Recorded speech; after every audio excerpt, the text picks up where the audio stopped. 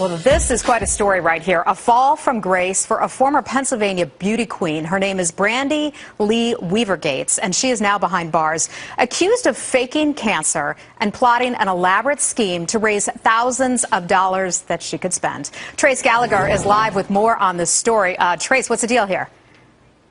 Well, in fact, Heather, the scheme was so elaborate that 23-year-old Brandy Weaver Gates even convinced her family that she had lymphocytic leukemia. In fact, her sister would drive Brandy from her home in Pennsylvania down to Johns Hopkins Medical Center in Baltimore. The sister would wait in the lobby for hours, and police say Brandy would go off to some other area of the hospital to make it appear as if she was getting chemotherapy. Friends even shaved their heads in solidarity with Brandy. Weaver Gates is the 2015 Miss Pennsylvania U.S. International, and she would use her crown to generate publicity for various fundraisers to pay for her phony cancer. Things like bingo for Brandy. And the promotions for the fundraisers would tell these heart-rending stories about how when Brandy was 2 years old, she was burned by boiling water over a third of her body, and how she spent years in physical therapy to keep the scar tissue soft and pliable.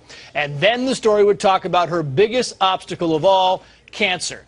Needless to say, she raised tens of thousands of dollars, and then police got an anonymous letter saying the cancer was a lie. Investigators called Johns Hopkins, and sure enough, no record of Brandy Weaver Gates ever getting treatment. Now Brandy's in jail, and the backlash is just beginning. The Bingo for Brandy organizer wrote on Facebook, quoting, "I sincerely apologize for asking anyone to donate to this. I feel awful, disgusted, and at a loss of words. We had no idea. This is absolutely unbelievable." The beauty pageant producer released a statement that reads in part, quote, "When you deceive the public and take people's money that is under the pretense of fraud, we will not tolerate those actions." Along with facing prison time, she, by the way, is no longer Miss Pennsylvania U.S. International. She had her crown taken away. Certainly, in more ways than one. Trace Gallagher, thank you so much.